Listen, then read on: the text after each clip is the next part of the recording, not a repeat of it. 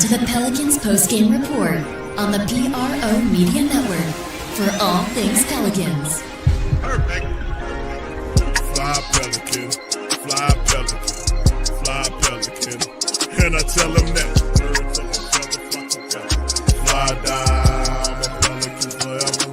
Pelican, ain't gon' lie, I feel flyer than I ever been. We stay ballin', this New Orleans, I'm a Pelican. It's going down in the nest, wild, wild west. Come in town and you best, show us some respect. 3-point threat, I better make it rain. If it's up, then don't jump stupid like your ankle sprain. Always said, never hate the player, hate the game. Jumper where the dame late, punch a train. Post game, big Q, talking about business. Bird gang, YouTube, they ain't flocking with us. Lock up the division mission, get into the finals. Finish competition, then it's going win the title. I know this flyer than you can get. Such a threat that the ref just might call a tag. You could double, you could press, but you can't check. Right, left, slide by you like a Eurostep. Fly Pelican, fly Pelican, fly Pelican. And I tell them that birds of a feather flock together. Fly down, I'm a Pelican forever, Pelican forever. And never, and never, and never, and never, and never, and never say birds of a feather flock together. Yeah, fly down, I'm a Pelican forever, Pelican forever. You know, how hard it is for him to find that rhythm because we're, adjusting because of the two-way stuff. But just, what did you think of the job he was able to do tonight? He was fantastic from the start. I thought he impacted the game, makes winning plays, two-way guy, two-way ability. Just, proud of the way he's handled this entire year. He's come in and made a mark on our program, our team, staying ready. There's days that we're running out. He said, "Bro, doesn't matter. His focus is on just helping this team." So, got to the rim, aggressive driver, made some shots, made some threes. Oh, you got to be talking about his favorite prayer, bro. So, and that's all you can do. Just keep putting yourselves in position to make an impact in this league. And you can stick around for a while. What does it say about his level of professionalism to be able to handle this situation just the way he has night in, night out? Yeah, never complains, never pouts. It's all about the team and the work. I never worry about Bryce. He just shows up every day, puts his time in, his work in, great attitude, great spirit. You do that in this league. Did we win today? You're gonna have a chance. So no, we got our ass kicked. Okay, I'm just confused. If you can't quit the P word, I want to let you know that Scripture tells us that. Looks like the shot quality definitely got better in the fourth quarter. What do you think overall of just the shots you were able to get tonight? I think the quality I thought was okay. I think it can be better, obviously. The turnovers were the issue for me. Again, same thing. We just too many turnovers. Spacing's got to be better. Decision-making has to be better. Execution has to be better. All those facets have to be better for us to not turn it over. The quality of shot, I don't think was great. I think there were moments throughout the night where we had it. But in general, it can be better there. But the turnovers got to get cleaned up, going into Washington. What did you like out of the last kind of 5-6 minutes when the press was on? It seemed like that's maybe when the pace was at its best. I know it's you're trying to come back. It's 16th, whatever it was at that point. But just it seemed like that was kind of something that was able to get this thing going. I think it generated momentum and energy for us. The press did. It's tough to get into the press after a make too. So we're trying it in spurts after free throws. We missed a couple of free throws that didn't allow us to get back into the press. So, but I thought it gave us a balance and an energy there. We cut the lead to 11, 12, something like that. But I thought that group finished strong. More than anything, they kept competing, didn't drop the sword, and I thought we finished strong. Good. Thanks. All right, for all things Pelicans, now tuned into the Pelicans Post Game Report. We had a nice moral victory. Yay. Much love to the fan. Appreciate y'all being on this installment of PPR. The Pelicans dropped the 9th in a row, man. Pelicans got their wings clipped by the Hawks 117-100. PPR recap, man. We in this thing, DC and Big Q in the building, man. On this one, y'all feel free to hit the like button. Pelicans basically in free fall right now. They lose to a team that made a trade that traded one of its best players. and they still handle up on the Pelicans tonight. That just shows you, how things are. Matter of fact, let's kind of recap that thing right quick because the Hawks did make a trade. They finally traded Trey Young tonight, in case you guys didn't know. Hawks sent Trey Young to the Wizards for C.J. McCollum and Corey Kispert, according to ESPN. The trade in Young's stint as the face of the Hawks franchise after 7+ seasons and sends the 27-year-old to his preferred destination in the nation's capital to be the lead guard for the Wizards. Top of Washington official Michael Winger and Will Dawkins have searched for an anchor for their burgeoning young talent, and the franchise believe the trade is the next step in the organization's development process amid a rebuild. So it also reunites Young with the Wizards executive Travis Schlenk, who drafted him the 5th overall back in 2018. The Hawks are now poised to turn the page to a new era with the emergence of Jalen Johnson, NAW, Dyson Daniels, and several other players there. So, but they also add depth with McCollum, who serves as a valuable plug-and-play veteran for the Hawks while holding a $30.6 million expiring contract.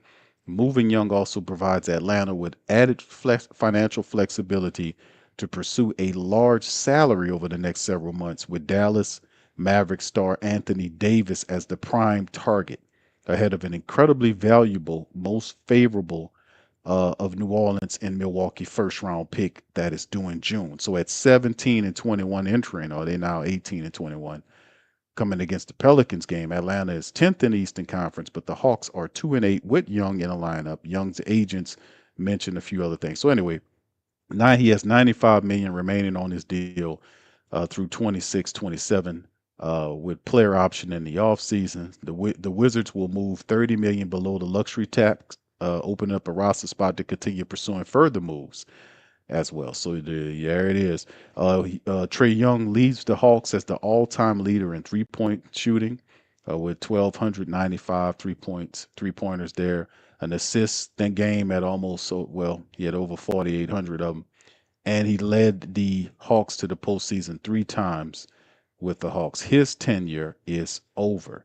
So there you go right there. This is the trade that happened for the Hawks as they get flexibility. And like it says, they're lining up for a swing at Anthony Davis. But speaking of what's happening with our Pelicans tonight, and we go to this, the Pelicans are not doing as good as we expected. We know Trey Murphy did not play in this matchup, neither did Herb Jones, and the Pelicans go down in flames. So, DC, quick thoughts before I hit with the stats.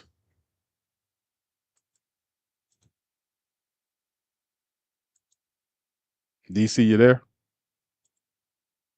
All right. Yeah, I'm here. I was doing my impersonation of the Pelicans. Okay. All right. Doing quick thoughts before we hit this stats. Just didn't show up, for a little while, and then try to show up at the end, and think it's gonna make a difference. And our coach get happy, and we got a moral victory because we ain't put down the sword. But the Pelicans basically gave up before the game started. You know what I'm saying? Trey not playing, Herb not playing. What that Atlanta got going on, you kind of knew what it was gonna be, and my whole thing, I was talking about wondering how they gonna be with the trade talks. Well, they nipped all that shit in the bud because Trey Young was traded before the game even started, so everybody knew what it was, and they went out there and gave us the business. We did our patented move of making sure that somebody on the other team hits about 80 to 90% at their 3-pointers at a very high clip. That was Risha Shaw tonight, right? The former number 1 pick last year that we heard rumors or whispers about him possibly being traded. Well, he looked like a number 1 pick tonight, right? Against us, at least. We went out and we made sure we lost the rebounding battle. We real good at that. We shot abysmally from the 3-point line, below league average. This is one of the hallmarks of the Pelicans. And we finally found a team that could basically match us with the steals, man. We got 13 steals, but so did they. So we get a steal, they get a steal. We get a steal, they get a steal. So it's just pretty much a team that plays. I guess the Pelicans do play kind of scrappy defensively as far as getting steals and stuff like that. And Atlanta, did the same thing. we had 9 blocks, but it felt like Atlanta had like 20, bro. Bryce McGowan, he had like 2 or 3 dunks he got blocked. It's crazy. My man Jordan Fizz still hasn't realized that he needs to pass the ball ahead on the fast break, and it was pinning his shit off the backboard. It just was a pretty a lot of what you call them cute low lights, huh? They had a lot of low lights tonight, man. Indeed. Yeah, They looked tired. It was a back to back. They had to fly out, so I didn't expect to see the best version of the Pels. But with Trey and Herb out, it's kind of a tall task to expect them to beat Atlanta. They could have put forth a better showing than this, but kind of is what it is. Yeah, it is what it is, man. And what it is a ninth straight loss by the Pelicans. So that is definitely where it is right now in terms of the team. This is a free fall for the Pelicans. Now they're facing the Wizards. And like I said, I didn't contemplate them winning this Hawks matchup because the Hawks are a team with an identity. The coach knows how to use their players. And our coach and team does not quite completely know how to play, and that's why we keep losing these games. It's not all our efforts. And the guy keeps repeating himself, and he's losing influence in the locker room when he can't come up with a different message. And that's how you get shaded out. That's how you get drowned out with the message. All right, anyway, here's what happened tonight in the matchup with the Pels. Y'all hit the like button and the share button as we in this thing. 38 to 80, 38, 86. 38 out of 86 was what they shot from the field. That was 44%. Hawks were 44 of 95 for 46%. The Pelicans were 8 of 28 shooting the ball from downtown for 29%. The Hawks had 18 of 47 for 39%. So that's 10 more 3-pointers than what the Pels were able to do. The Pelicans struggled at the line again, 16 to 25. They shot 64% from the foul line. The Hawks were 11 of 17 for 65%. They had 49 rebounds. The Hawks did versus the Pelicans 40. You can see the assist game, 30-26 Atlanta way, 13 all with the steals, the blocks 10 and 9 Hawk way. The Pelicans had 19 turnovers with points, 26 points conceded off of turnovers versus 21 turnovers by the Hawks with 19 points conceded from them. The fast break game, Pels did ultimately win the fast break game 29 to 17, and the points in the paint battle 54 to 50 wasn't enough. The Hawks led by as much as 25 points in this game. The Pelicans at one time had a 1-point lead in the matchup. And then, of course, we look at the individual statistics. Zion Williamson, in 31 minutes of action, Zion put up 22 points on 10 of 15 from the field. He was 2 of 7 from the foul line, 8 rebounds, 6 assists, 3 turnovers, and 1 steal for Zion Williamson. Outside of that, Jordan Poole, after not having any points in 18 minutes last night, in 39 minutes, he had 21 points. He shot 7 of 18 from the field and 6 of 13 from downtown. Much better effort from him. 1 rebound to go along with 3 assists, and he did have 4 turnovers with 3 steals.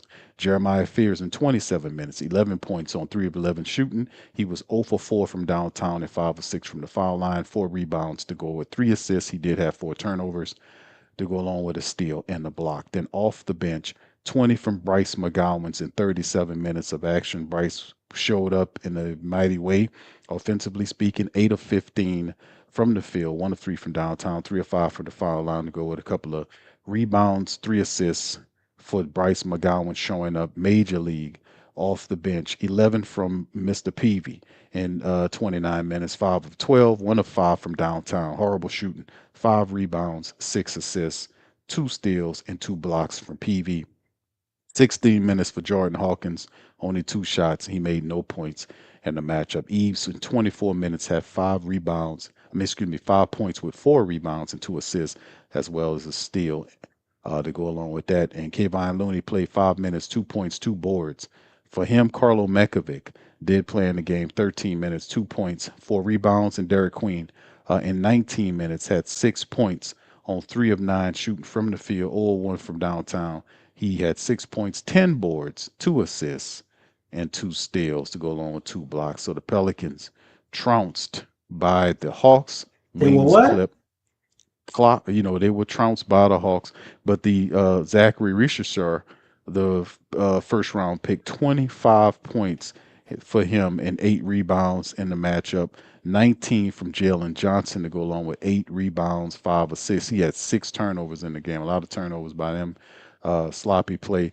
NAW got back at the Pelicans in 34 minutes. He had 17 points, shooting a couple of 3-pointers from downtown. Dyson Daniels in 35 minutes played. He had 13 points to go along with 8 rebounds and 8 assists, 3 steals for Dyson Daniels. A couple of our old Pelican players combining to help beat their team there. And then, of course, off the bench, you've seen Porzingis played 22 minutes. He had 13 points. Luke Kennard was one of those guys that usually kind of light the team up.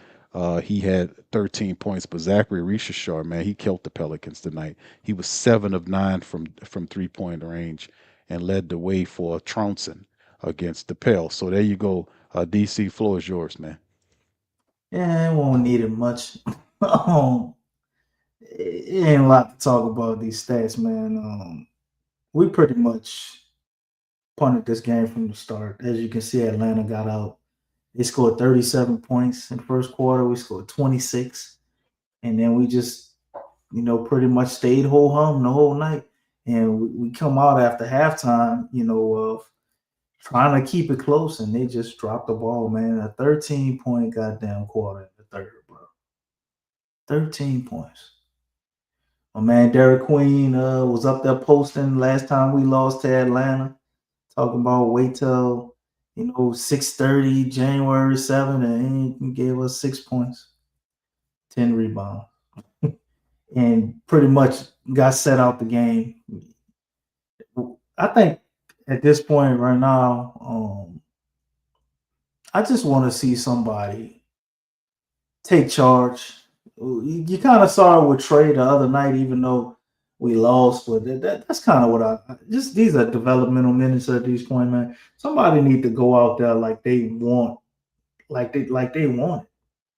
Like, how is Zion out here tonight playing 31 minutes, and Jordan Poole took more shots than him? Like, Zion only taking 15 shots. Like, come on, man. Somebody got to take him. What you doing? Force some of that shit. But it's almost like they've just succumbed to what they are, man, and they're just accepting it. Yeah, Bryce McGowan's, who he had a solid night tonight. Probably is this a career high for him? Might be. He had 20 points tonight, played 37 minutes. But towards the end of the game, it did look good or solid. Everybody talking, but I mean, Atlanta probably wasn't even really trying anymore at that point. But I just want to see competitive basketball. Pels have been losing all year. We know what it is, but it's like, come on, man, you can't this type of shit. This what got Willie Green fired. They're just not showing up at all. Don't care. Like, no pride. Man, we could have got some people play 21 and they gonna play harder, man. Out at the park. It's just like it's another day at the office for them, man. I hate when they look like this, and this is unacceptable. No matter who's out there. It's one thing to win the game. It's just another thing to just be lethargic, stupid, lack of effort in the whole nine, man. It's just a mess. So we saw what Trae Young got traded for, which was peanuts. So they basically shit. Didn't we gave up more to get Jordan Poole and Sadiq Bey, huh?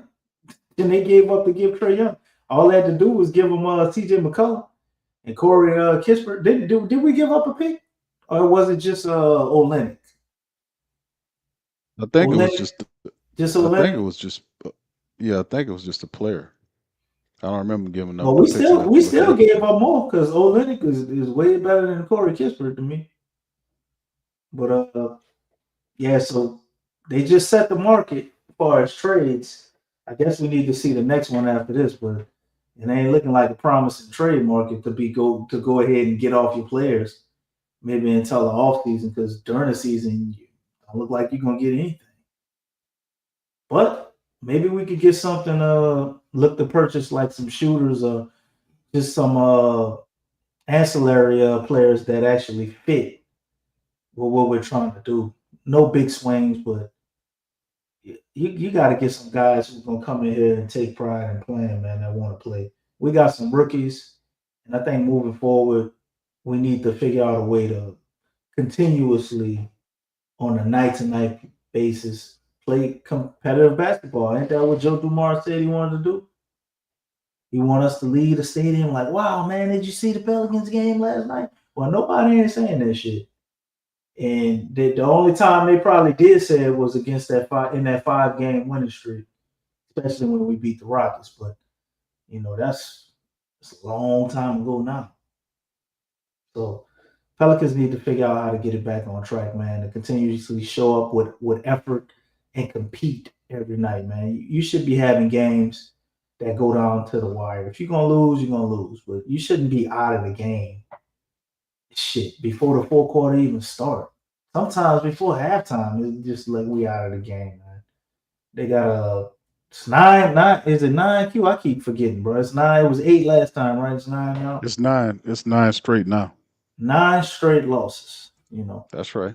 So we did this before this year, and then we got a win. So hopefully that'll be it. Moving forward, we play the Wizards. You play a team who in a similar situation as yourself, trying to figure it out. They just traded for Trae Young, so don't think they're gonna activate him. He's still hurt, and they lost C.J. McCollum, so we should be able to get a win against the Washington Wizards, and hopefully don't feel too good about ourselves because it'll just be a gimme win. Yeah, the trade, just to recap the trade, the Pelicans traded CJ to Washington back in June of the last year for Jordan Poole, forward Sadiq Bey, and the 40th pick in the 2025 draft in a return alongside Kelly Olynyk and the future second rounder going to Washington. So that is what they see. So the Pelicans received Poole, Sadiq, and a number 40th pick for 2025. Wizards got McCollum, Olynyk, and a future second round pick as well. So there you go. That's the trade. So they did have some second rounders thrown in there as pieces. But pivoting to weird thing is that we lose to the Hawks tonight, and then the Hawks and the Wizards do a deal, and then guess who we play? We play the Wizards. So we play the two trade teams, the two teams that did the trade with the talent. So next up on the docket is the Wizards. So we have the Wizards. The Wizards is one of the worst teams in the NBA currently. They are 10-26. For the duration. And Damn, this, they like I actually told got you, they got worse defense than us. That's crazy. yeah, they're 10-26, and actually, their record is better than our record. So that goes to show you how crazy this season is for us. It's real crazy stuff. But Sar is one of the top players for them. He averages what is Sar's average only at 7.2 points, 17 points a game, 8 rebounds. So he's the top points getter for his squad at 17.2. He averages 8 rebounds per game. He shoots almost 50% from the field, and he's the guy's is pretty. It's a pretty good big for him. Keontae George, I think he's the top assist man with 5 per contest. The positive thing for the Pelicans against the Wizards is, which is a Friday matchup, that we're anticipating Trey Murphy, who leads the team in scoring. Derek Queen is our top rebounder, and as well as our top assist man is also DQ. So 4 really good players for us, really pivotal players we need to have to win games. Herb Jones, who has an ankle, Trey, who's dealing with a back issue, Jose dealing with an oblique, and Sadiq Bey, who's dealing with a hip.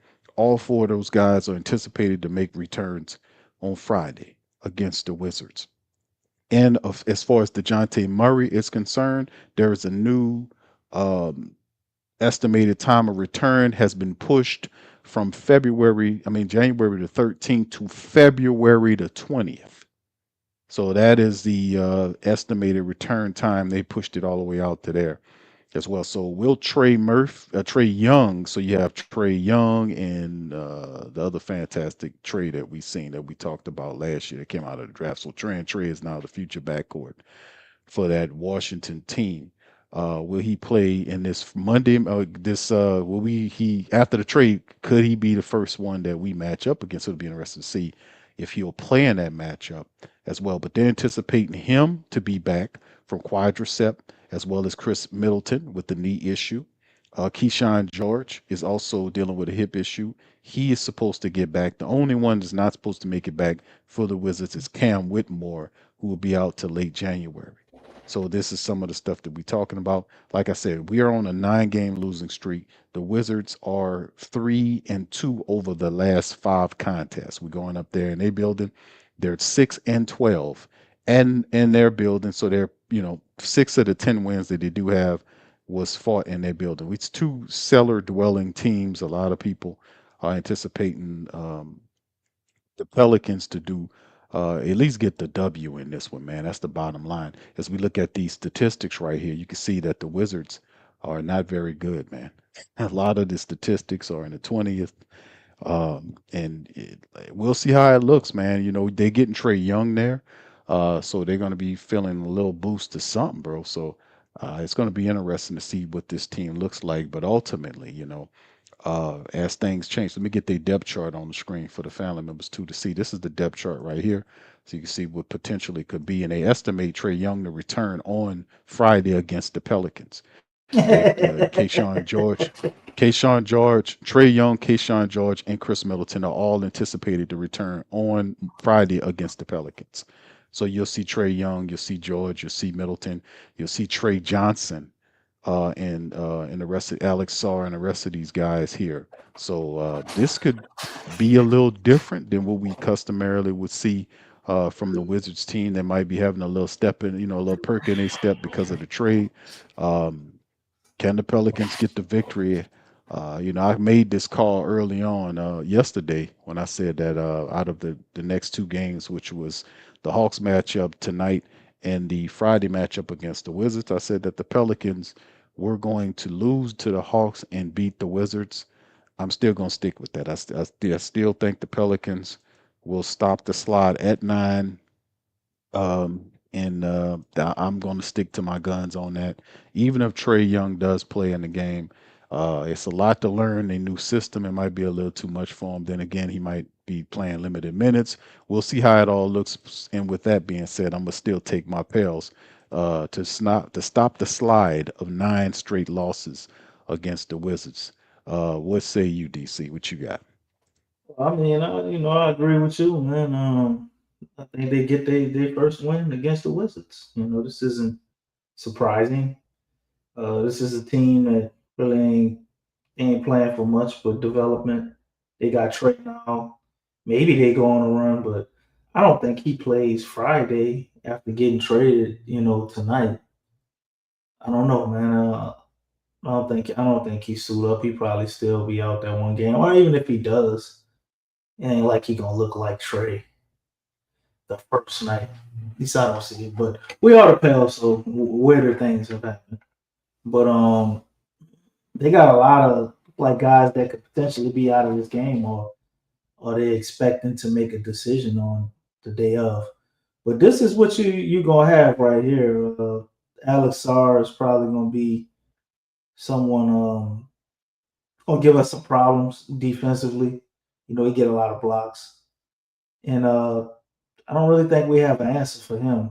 We're having a problem pretty much stopping anybody from doing anything, especially when it comes to bigs. It seems are people who can attack in the paint, kind of have their way with the Pels, man.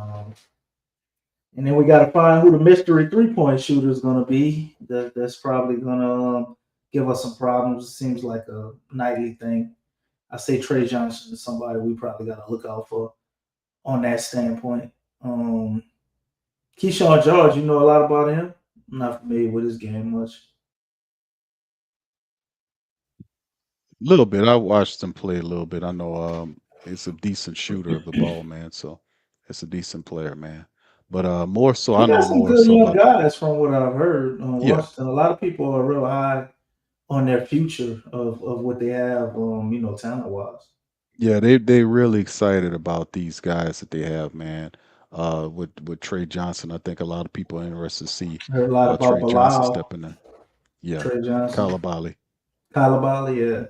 Yeah. So I mean, they got some interesting young And don't pieces. they still got Bub Carrington too? Yeah, Bub Pretty Carrington's here. pretty There you solid. go. You know. Yeah. Yeah, Bub is there. So yeah, they got some interesting pieces, man. The bottom line is it's a very young team, and Trey wanted to be the leader of this, of this team. And like they said, the general manager who drafted him is there in Washington, so he believes in Trey Young. So Trey has all Mhm. these young players who a lot of them can shoot the ball, and they want to do an exciting brand of basketball. Then we're gonna see how they do it, man. But I still, like I said, I still will have the Pelicans. I picked the Pels to win this matchup against this Wizards club. I still think the Pelicans are due for a win. Now it's been 9 straight losses by the Pelicans. This is by far, in my opinion, the weakest team that they'll face, um, over the next several games. And if they want to get on a plus side of getting back to being successful, they got to go up to Washington and take care of business against this team. Um, and then of course it'll be a lot of what's going on with the Pelicans as they continue to lose. You'll continue to hear a lot of the trade rumors ratchet up about around several of its players, and that's a part of what happens when you kind of are in the state that the Pelicans are currently in. So man, um, I got the Pelicans winning this one, fam, against Washington. I think they'll stop the slide, man, and get back on the plus side of things, man. So y'all let me know in the chat how y'all feel about this thing, man, because it's been a long time since they got a win, man. A long time. Very long time, man. I mean, almost too long, man. And just the way they've been taking these losses, man. I think that's the most concerning thing for me. It's the non-competitiveness of it. Having two phenomenal rookies that you're trying to bring along in the NBA. I think that's an important thing, setting the tone for them and kind of leading them in the right direction, man. Because the way this is, it's not acceptable, and you don't want that to become part of their psyche or their mental makeup, man. Which I don't think it will. But every time I see it and I see those guys, it's just like, we gotta get some people in here to teach them the right way, because we just don't have it. And when we do have it, they can't stay on the court consistently. Well, I mean, what would it have looked like tonight with Herb, Trey, and Sadiq? I would imagine it would be different, but the lack of effort it's concerning for me. But moving forward, what can you do other than keep playing, man? You got the Wizards. They got to turn around and go up against Orlando, who looks like they're struggling a little bit too. So you have so many times I think the Pelicans are put in a good spot where they could try to take advantage of something, and they just don't for whatever reason. You have teams that come and kind of leave the door wide open for you, and we just never figure out how to walk through it. So at some point, that has to improve. There's no reason for us to tank. If they want to just play the young guys, I would understand that, but they just got to keep working at it, man, because there's just nothing to lose. So I guess we just gonna have to keep trying different lineups, keep trying stuff. Discouraged by the lineup tonight. I was happy to see Carlo start. Shit, did Carlo even score tonight? It's just weird, man. So chalk this one up You to got some points. how many did You he got score? Let me see. 2 points. Two points.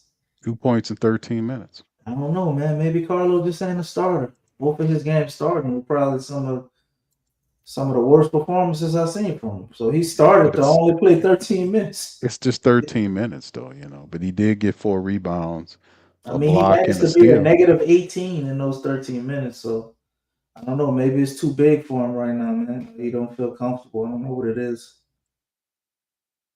But Carlo Yeah. will get you a block and a steal every game. That's just part of what he do. got a lot of energy. But Yeah, but you didn't have too many Pelicans at all that wasn't negative on the plus minus, bro. he was the No, worst though. he was. He was minus 18. Queen was minus 13. And minus 15 was Fierce. Yeah, And the only guy that wasn't that bad was Eves, and that's because he was zero on the plus minus. right. So So, yeah, 2 points in 13 minutes, bro. 14 but you know boards the rookies playing on a and back to four back. boards. I don't expect them to have great games. I thought Queen would be better because he didn't really seem like he was kind of just taking it easy. Like last game, he didn't seem to overexert himself to me. But at a certain point in the game, they just kind of took him out. Man, Queen only played 19 minutes. So you had Yves in there a lot more for defensive purposes, obviously. And I don't know, they're gonna have to figure that out, man. The right lineup on side of Derek Queen. Because man, he don't want no parts of them guys coming down the lane as far as being a rim protector or even somebody that's a deterrent. I don't know if that's something he's got to learn or if he don't have the legs for it, if he's tired, if he's trying. I don't know what it is, man, but he just it's like defensively sometimes he just gonna let you run past, man. He ain't even trying with that shit. But nonetheless, I didn't expect a huge game from the rookies on the back to back. But I don't know, I expected more from Queen. Just after he talked all that trash on social media and everything, man, I just thought he would have came out and had a better performance, or at least put more energy behind the effort of actually scoring. How much can you really do in 19 minutes? So,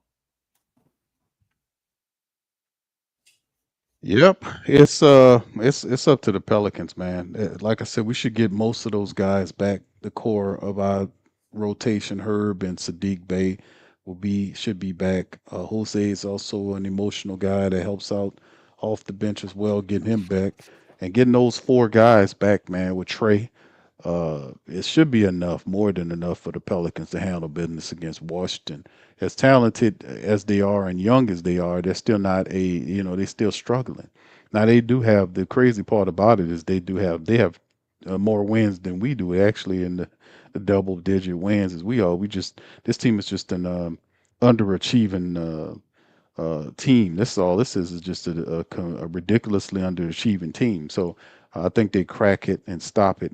Now the thing is, what if they lose to the Wizards? That's the crazy part. What if the if Pelicans if lose to the if they lose Wizards? to the Wizards, Big Q, I think we got to make a change to the lineup. Like you have to send a message that this is You don't have to make a unacceptable. change up to the lineup now. I mean, you could say that, yeah, but they would have to send a message that you just can't do that. Like this is too low, even for us by our non-standards. You have to do something. Losing to the Wizards, man, you can't just like roll everything back out there and act like everything is fine. Yeah, this is I still pick them to win, but man, we'll see who is available Friday. It's still a lot of games left to go. The Pelicans really need to turn this thing around, man, and get this corrected. It's too much losing going on. A 10-game losing streak is 9-game losing streak is unacceptable, especially how they lost some of these games, not filling out the rest of these games. You have a Borrego who's a good explainer of the game. How he explained it to just regular folks, novice and people who know the game, and then talking to the players, it's not sinking in, especially defensively. So, you know, and not 9-game losing streak, and then it just steals all of the excitement that people had after the Pelicans won 5 straight, only to turn around and lose 9 in a row. So it's just incredibly ridiculous the type of basketball that we seeing these people play. So I do pick them to beat the Wizards and stop the slide at 9, man. So this will be on Friday, family. The tip off time will be in Washington uh, as they face down with this team.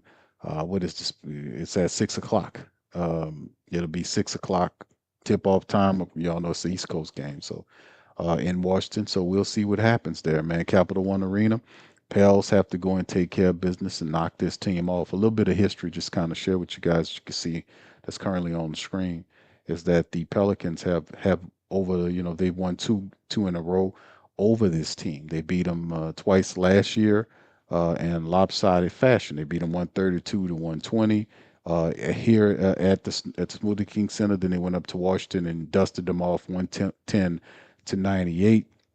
The all-time series is not as large as you think it is. Overall, 23-24 in their favor, and that's over a long period of time. But Wizards have been a lot worse than the Pelicans, it seems, at times, and we'll see what it has. But I think the Pelicans currently on a 4-game winning streak on this Washington team. Can they keep it going? I think they get the 5th to stop the snide. This is the medicine the Pelicans need to feel a win again. So maybe they can pivot off of that and get back to business by getting well against this Washington team, because after that, man, listen, they start facing some real tough teams, so you better take care of business against this Washington team, and because they got Orlando Friday, they have Washington at Washington, then they go to Orlando to take them on. That's going to be a tough game. We haven't played Orlando well over the last several years. Then they come home on Tuesday, next Tuesday, against the Denver Nuggets. They have a back-to-back. The first one at home is against Denver. The Wednesday game next day is against Brooklyn. Then they have a day later game Friday against the Pacers. They got to travel to Indiana, and then that Sunday they have a matchup against the Houston team. So between this Friday and next Sunday, it's going to be a gauntlet of games that the Pelicans really need to situate themselves. We're already in 2026. 2025 is gone. They have to start. They have too much winning. These people got to put some streaks together, and they got to stop all this losing. So at this point is when you really need to start getting serious about yourself and getting this stuff together is all I'm saying, if you're going to do something. But anyway, last thoughts before we break out, DC.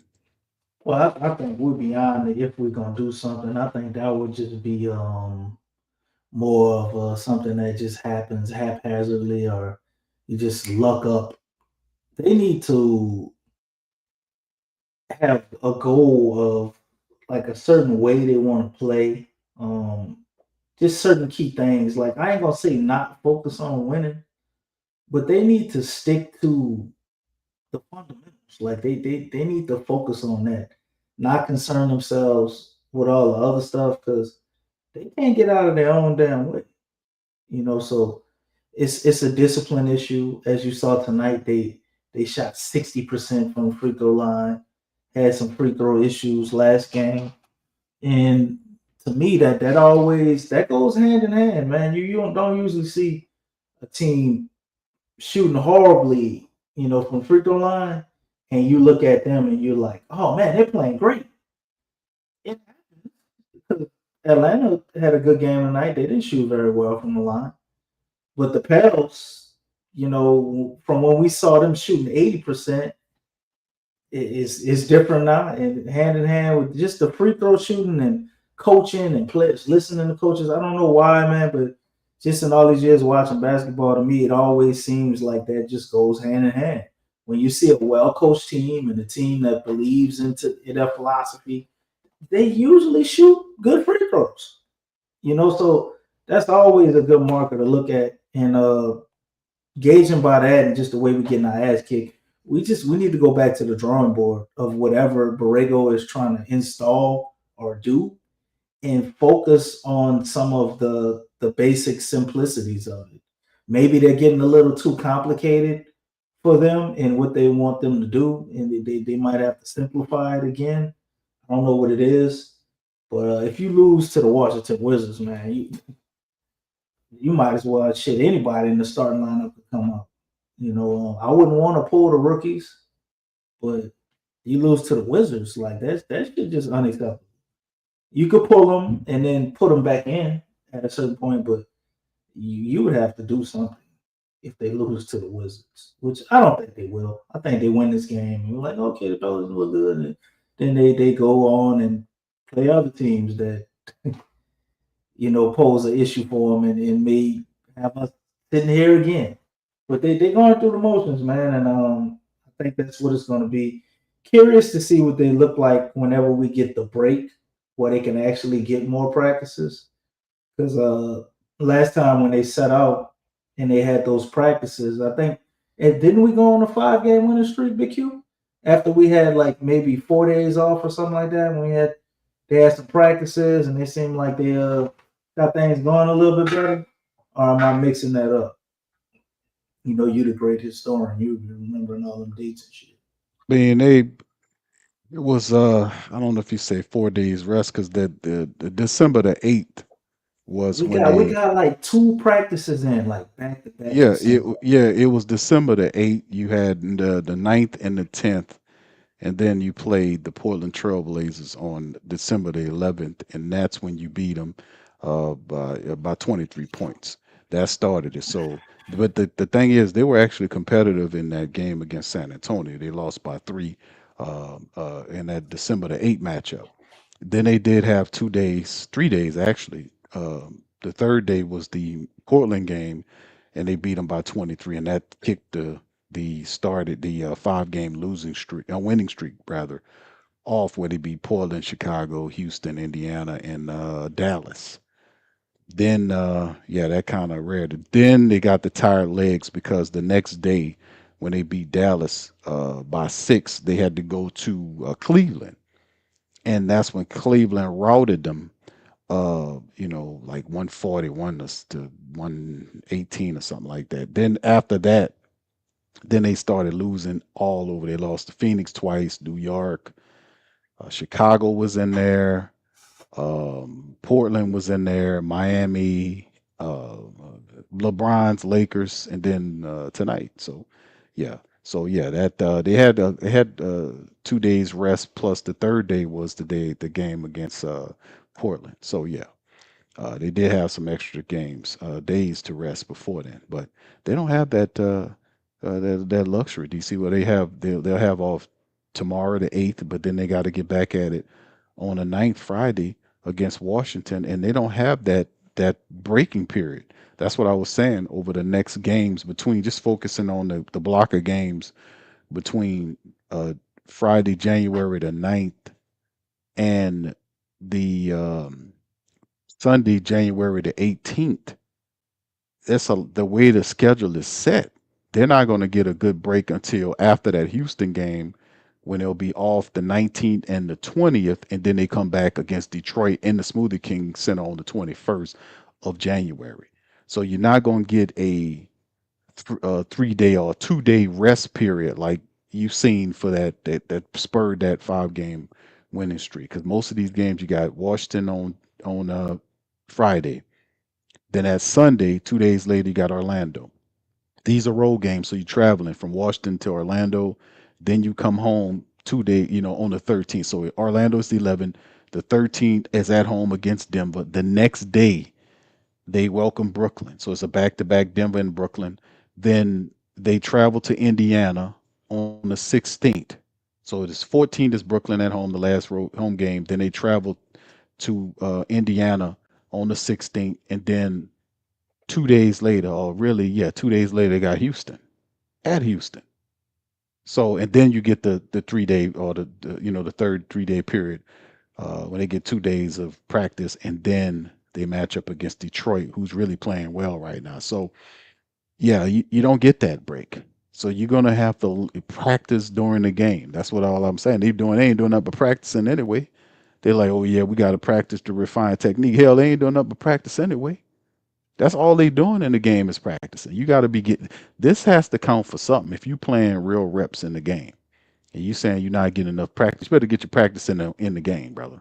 That's the bottom line. It gotta come from somewhere, because you're dealing with the same problem everybody dealing with. The schedules are pretty much in the same stratosphere. It's a busy schedule. That's why you got to be on your stuff, using your depth, all this kind of stuff. They're not disciplined though, Big Q. So they I get you, they but need that's them not practice an reps excuse. for they need to like they need to go through certain situations. You know, like You're when you're not in gonna get that. practice. They're not stopping the games for the Pelicans No, to I'm practice. saying, DC. well, no, I'm just, they need that, but they need to go through They're certain going. situations over You and ever heard over that? and over and over and over But and they over. but they are going to the same situations over and over and over and over and again. That's the same. No, That's what I'm talking they about. going through multiple situations over and over. They need to focus Exactly. on like the worst ones. They need to focus on like one because they can't process it all at They the need same to- they time. if you can't get your practice on the side of the game, you got to get your practice during the game. And the Pelicans losing these losses got to count for something. Them guys in there, they're getting reps. They out there competing against other people. They have these games have to count for something. If you can't get your practice the way you usually get it, you got to get it some kind of way. Losing is not an excuse. A lot of times, what's going on with the Pelicans is not always them implementing and practicing and applying scheme. It's mentality. That's the major problem with the Pelicans. They're not strong enough mentally. That's what I'm saying. Other teams want games. They just press the Pelicans. That's what Borrego's been saying. See, um when the press conferences start fading on your ears, because people start tuning out Borrego because he's starting to repeat himself. But the message that he keeps saying over and over again is the fact that we have to finish games, we have to play harder, we have to be able to match physicality. Don't that sound familiar? Yeah, it sounds like Willie Green, but it sounds smarter because this guy actually has the ability to try to implement it in a way that's smart. The players are just not picking it up. They're not picking Maybe it it's up the fact that consistently. it sounds like Willie Green, bro, and they're just sick of that shit. It is because he probably got it. Willie Green probably got it from him. Damn, I that's mean, for Willie Green that had you'll nothing see. original. Well, I'm It just was saying, James Borrego and Monty Williams, and you put that together, you got Willie Green. he didn't have much of a personality. If you listen to Willie Green, in separate interviews, he doesn't have any standard. Like, I mean, he doesn't have any personality. Everything he says is cliche-ish. Usually, when you hear somebody talking like that, they don't have in-depth knowledge on the game. Like you Mm. hear James Borrego break down, he can go levels into it and explain exactly why the team is failing. Like, we'll talk about it. We'll talk about fundamentals. We'll talk about execution. We'll talk about just overall basketball IQ and discipline. You got to have a high degree of basketball IQ. You can be smart, but you also have to understand and know when in the game to ratchet up your physicality. Like he talked about in the Lakers game. I seen a guy write an article and talked about LeBron James. It was nothing the Pelicans could do about what LeBron James was going to do. And I say, hell yeah, it was something the Pelicans had the lead. They had the lead going into halftime. They had the lead for the entire third quarter period. Pelicans lost the game in the fourth quarter because they did not match the intensity of the Lakers. When the Lakers started hitting those shots, the Pelicans were supposed to get really supposed to ratchet up that energy and match what they were doing. That's how you stop those teams. That's how you force the momentum to change. It's a game of ebb and flow. It's an energy game. And when people take their energy to the next level, you have to match it and then go beyond it. And that's who possess the game and take over the game. It doesn't matter if it's in your own building or not. A lot of the of sports, period, is psychological. If I can get the guys to understand and play to the highest standard in the clutch moments of the game and execute fundamentally. It's not about perfectionism. It's not about that. It's about knowing what to do at the right time. We do not possess that ability enough to be able to go consistently at good teams in the NBA and take them on. The Pelicans have talent during these games. You see Zion Williamson performing. He's scoring. You see some guys meeting the averages, some guys are not. You see defense here or there. You see Borrego's rotating lineups to try to find a punch or try to find an energy lineup that he can get with that he can ride back to a winning streak. He's definitely trying to figure it out. But the reality is that all the overall discipline and IQ of this team is not completely there. Now they talk about liking each other, but that's not it. The Pelicans have a toughness issue, a mental toughness issue, and that's the problem. And of course, it stems from the coach as well because he's a little too soft to be. He's not physical enough to be the coach of the Pelicans. He's too soft. He's still on the vein of Willie Green's softness. He's still on the vein of David Griffin's softness. He is not the handpicked guy that Joe Dumars wants to run his team. Joe Dumars wants somebody with a tough mentality like he possessed. I It don't has think to be a it's guy just Joe that's a Dumars. tough-minded coach. Just saying, because at the end of the day, man, that's what I see for the Pelicans. If the Pelicans really want to do this, some of these guys got to go. It's But you just what looking it at is. like Derek Queen, you got Zion, Not enough. Trey maybe be an exception, Jeremiah Fears. The environments and the coaching stuff, man, they come from. I'm sure if you look at Fears and you look at Queen and the type of people that coached them as young men, bro, it wasn't this soft shit. No, it's not. They That's had what I'm people be saying. on them. These dudes are tough. And You're you not. and, and you and you What you baby them. call it, They probably DC? don't even they don't respect them. What you call them? You have two identical minds competing against each other in the same brain. What you call that? You say What's that? two identical minds competing Two against each other mindsets in the competing same. in the same brain. What you call that? Is that schizophrenic? That is what's the because that's Schizophrenic is like when they be saying shit and all that.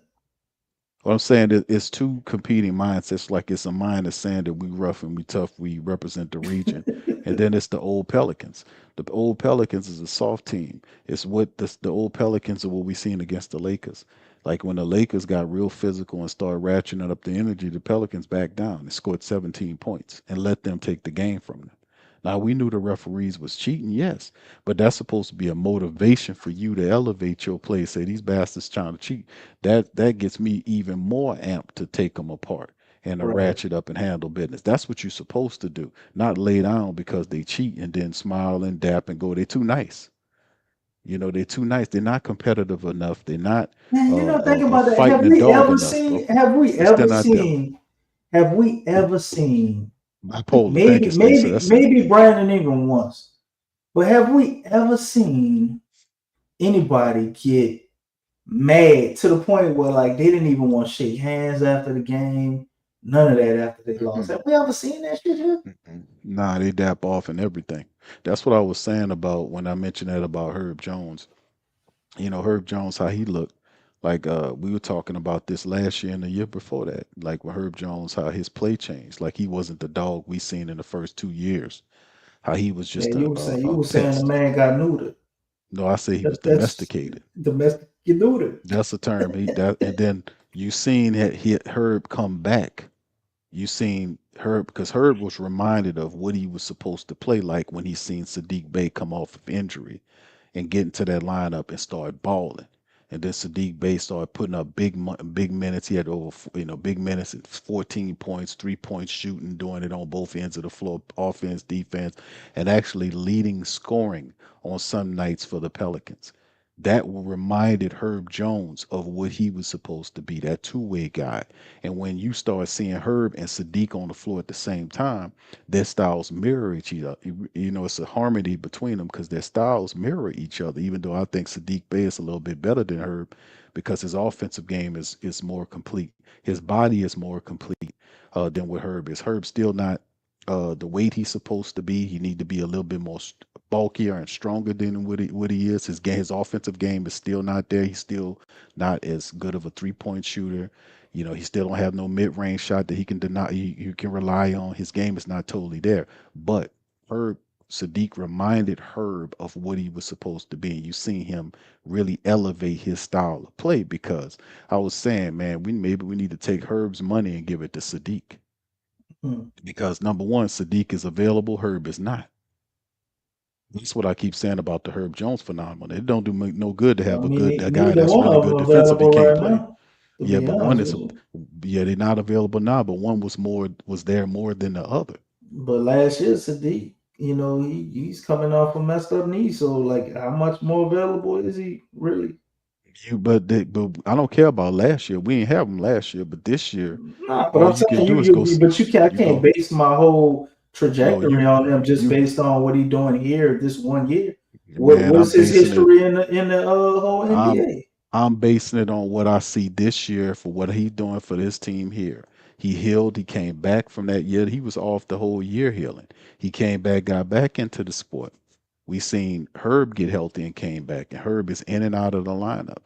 You've seen more from Sadiq Bey this year than you've seen from Herb Jones. And this is not a smash down Herb Jones thing. The bottom line is what I'm saying is at some point, somebody in the organization that has some weight, that has a blueprint for the team, has to decide on what way or which direction, how he going to get to the mentality to build the team to mirror the city's mindset, the blue collar nature, the toughness, the grittiness. At some point, he's going to have to figure out a way how to get to that. That's not Borrego. Borrego is still from the previous administration. So you see, the whole situation with the owner preventing him from totally washing his team out. See, they only letting them wash each. It's not like you doing a whole house cleaning, DC. It's like somebody letting you into the house and say, I need you to clean the house. And then they wall off one side of the house and make you clean one side of the house and deny you the opportunity to go to the other side. That's what she did. She did not allow him to fire Willie Green at the onset of the season. That way, we would have got rid of both Willie and Borrego and his entire staff, and they would have brought somebody else in here who can establish that identity. You won't get the gritty nature that Joe Dumas wants from James Borrego. You won't get it. Not from this staff. You have to have a new coach here with his own staff that mirrors what Joe do. Joe is not going to come down and coach the team.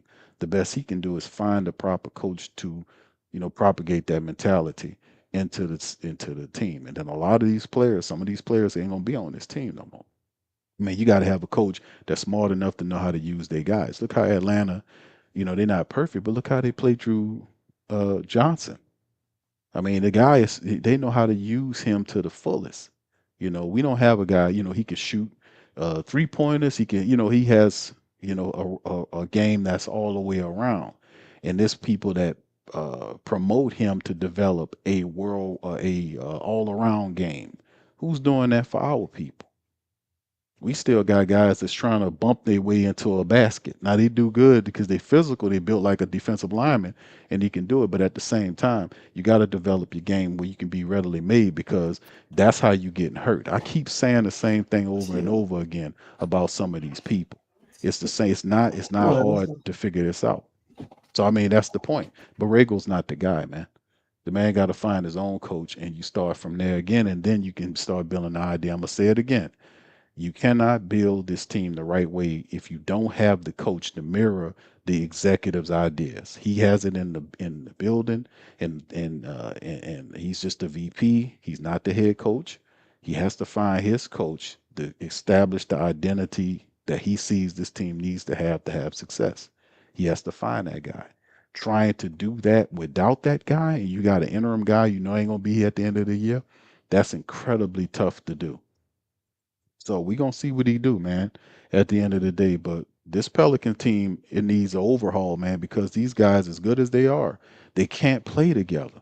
They can't play together consistently enough to beat anybody. That's the truth. Zion, I love Zion Williamson. He a good dude, and all this kind of stuff. And Trey Murphy and all these guys, they done had years already. We didn't see these guys for years. Trey done got a big contract. Zion done got his big money contract. They got expensive help that came along, and they still losing. I mean, why people go? We got to remember the long game here, the long picture, the long picture. We didn't give these guys years. At some point, you got to break away. If anything, look what Atlanta doing. Atlanta say, hey, man, we had Trey. Trey was a top pick for us. He was the franchise face for a long time. Guess what? We making a decision to go with somebody we know gonna help. And they traded his ass out of there. And now they pivoting and using assets so they can build. And their next move is to go and get Anthony Davis and bring him there to go along with what they got. And then they're going to try to go at the Eastern Conference that way. So they have a plan. So I mean, that's all. That's at some point you got to look at your assets and say, man, we got to do something different here because this is not working. These guys they lost 9 games in a row, and it's not just because guys are injured. Their effort is not there. The intelligence is not there. How many times you gonna leave wide open shooters? Do you see that guy hit 7 3-pointers tonight? The guy off the bench had 4 3-pointers tonight. And the majority of them wasn't somebody had a hand in their face. That happens every night. Is always a random 3-point shooter that kills the Pelicans. You mean to tell me I can't learn that and be able to strategize and stop that from happening? I can't improve my defense. It's been almost 40 something games by now. We almost at the midway point of 82 games in the regular season. We almost at 40 something games, fam. We supposed to learn something. So that's all I'm saying, man. At some point, you got to pivot and go somewhere else, man. Bottom line. All right, DC, last thought so we can go, dog.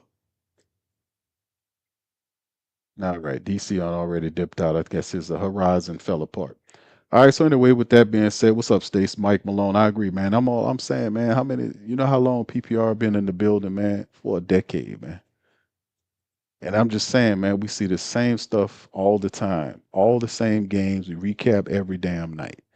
We look at the film, we watch the games, we break it down, we hear the coaches, fam, over and over again. So I'm a historian to a degree about the game, and I'm just being honest, man. 9-game losing streak is unacceptable, man. After winning 5 straight in the way they're doing it, expensive players we have, it's just too much, man. We got to change this up.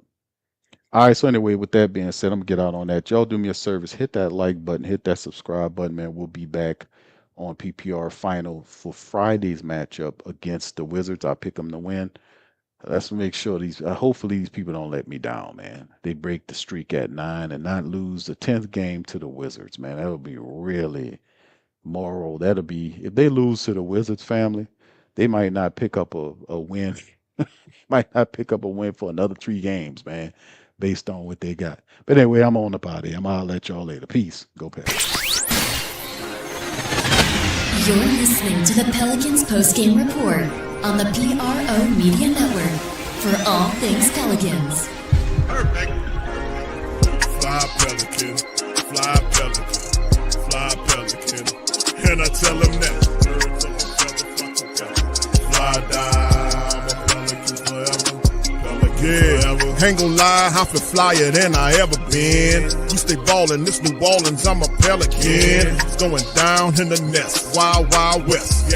Come in town and you best, show us some respect. 3-point threat, I better make it rain. If it's something, don't jump stupid like your ankle sprain. Always said, never hate the player, hate the game. Jumpin' where the dame late, punch a train. Post game, Big Q, talking about business. Bird gang, YouTube, they ain't flocking with us. Lock up the division mission, get into the finals. Finish competition, then it's going win the title. I know this flyer than you can get. Such a threat that the ref just might call a tag. You could double, you could press, but you can't check. Right, left, slide by you like a Eurostep. Fly Pelican, fly Pelican, fly Pelican. And I tell them that birds of a feather flock together. Fly down, I'm a Pelican forever, Pelican forever.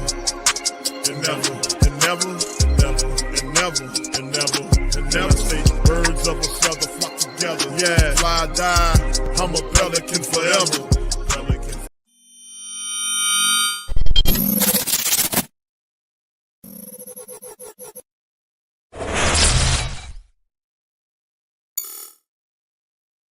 Hey, New Orleans! Whether you're catching up on Saints news at Jackson Square, checking Pelicans scores in the Garden District, or staying updated on LSU while grabbing coffee in the French Quarter, there's one place that keeps you connected to everything that matters in our city. From Bourbon Street to the Superdome, from Preservation Hall to the Riverfront, New Orleanians are staying in the know with thewhodatdaily.com. Your daily source for Saints, Pelicans, LSU, and all the sports, music, and culture that makes our city special. At work downtown, at a game in the Dome, or just relaxing by the Mississippi, wherever life takes you in the Big Easy, you can stay connected. Because when you're from New Orleans, you don't just live here. You stay in the NO. That's stay in the know. Visit thewhodatdaily.com and never miss what matters most to Who Dat Nation.